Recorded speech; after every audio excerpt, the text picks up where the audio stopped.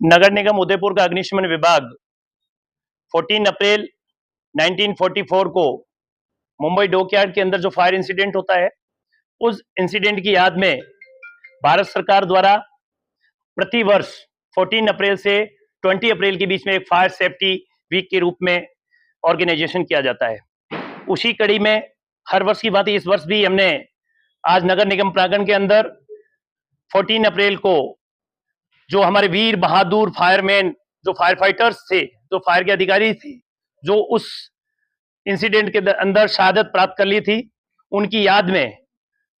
हम एक श्रद्धांजलि सभा का आयोजन करते हैं शुरुआत के दिन के अंदर। उसी के साथ साथ में हम लोग लाइव डेमोन्स्ट्रेशन करते हैं। फायर फाइटिंग के कुछ जो प्रैक्टिस होती है, कुछ हमारे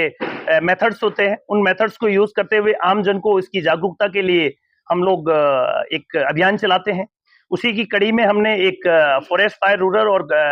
कच्ची झोंपड़ी में आग लगती है तो फायर टीम कैसे रेस्क्यू करती है, उसको कैसे बुझाया जाता है। उसके बाद में हमने एक इंसिडेंट दिया, पेट्रोल पंप पे यदि कोई फायर होती है तो लोग उसमें ज्यादा घबराते हैं, तो उसके लेकर के हमने एक वहां पे फोम टेंडर के माध्यम से हमने हाइड्रोकार्बन पेट्रोल पंप की आग को कैसे काबू किया जाता है, उसको लेकर के हमने एक लाइव डेमोन्स्ट्रेशन किया। इसी के साथ में हमने एक आधुनिक फायर इक्विपमेंटों की एक प्रदर्शनी का लाइव डेमोन्स्ट्रेशन किया, जिससे कि फायर के जो इक्विपमेंट्स हैं, किस प्रकार से इन इक्विपमेंटों को यूज किया जाता है और उसका लोगों को क्या बचाव होता है उन इक्विपमेंट से। कुछ पर्सनल प्रोटेक्टिव गियर्स होते हैं जो फायरमैन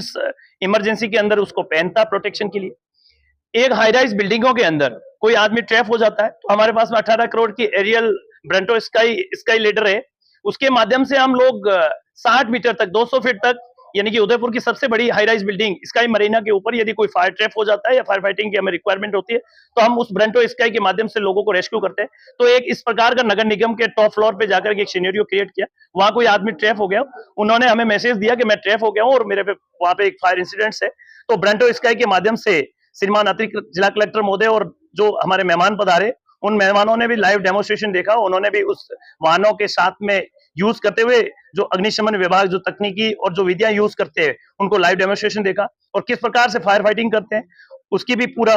हमने एक कार्यक्रम रखा। इसी के साथ में हम लोगों ने पूरे शहर के अंदर जागरूकता अभियान के लिए एक स्टिकर विमोचन किया था। ये स्टिकर हर घर तक पहुंचाने की कोशिश करेंगे। उसके अंदर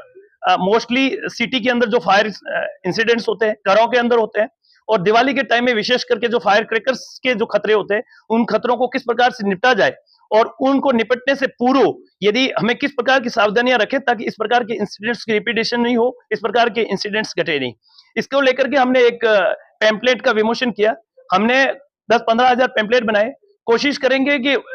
हॉकर्स के माध्यम से हम हर घर तक पहुंचाए।